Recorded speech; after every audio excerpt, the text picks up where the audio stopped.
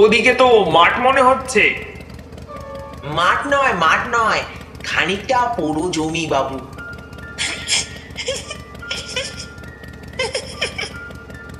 লোকটা হায়নার মতো খ্যাক খ্যাক করে হাসে। যেমন গেও তেমনই অসভ্য তো, ভাবেন ডাক্তার। আগে জানলে এর সঙ্গে আরে দূর দূর। কিন্তু গাড়ি তখন ওর আয়ত্তের বাইরে চলে গেছে।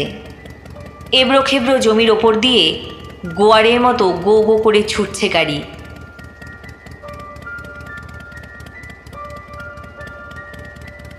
এবারে বাঁয়ে। লোকটি বলে ওঠে। সঙ্গে সঙ্গে গাড়িটা বাঁ দিকে ঘুরে যায়।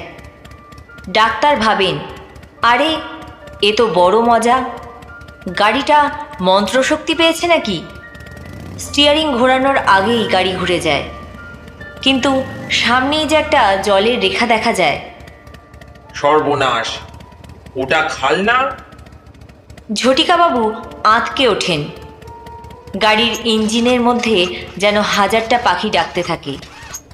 অনেককালের পুরনো পাঁজর বের করা ফোর্ড গাড়িটা যেন বিদ্রোহের সুর তোলে। ক্ষুব্ধ বিরক্ত ঝটিকাচরণ চাকি গলায় ঝাঁঝ ঢেলে বলেন, কি হে, এই রাত দুপুরে তুমি কি আমার সঙ্গে ফাজলামি করছো? আর যাব কোথায়? ওদিকে যে খাদ। লোকটি ফের হাসে, সেই বিশ্রী হাসি। Precaution doctor. প্রচণ্ড জোরে একটা ধাক্কা খেয়ে গাড়িটা থেমে যায়। আর সেই মুহূর্তে লোকটা বলে ওঠে, আসুন ডাক্তার বাবু, ওই সামনেই আমার চালা ঘর। খালের ওপারে? হ্যাঁ, বাঁশের একটা সাঁকো রয়েছে দেখছেন না? ওই সাঁকোটা পার হয়ে আপনি আসুন। লোকটির গলায় এবার অনুনয় ঝরে পড়ে। আবার বাঁশের সাঁকো? এসব কথা আগে বলা উচিত ছিল।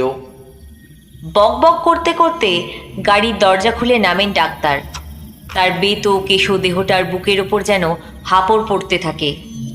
স্টেথিস্কোপ আর ওষুধের বাক্সটা হাতে নিয়ে ডাক্তার হাঁটেন লোকটির পেছন পেছন।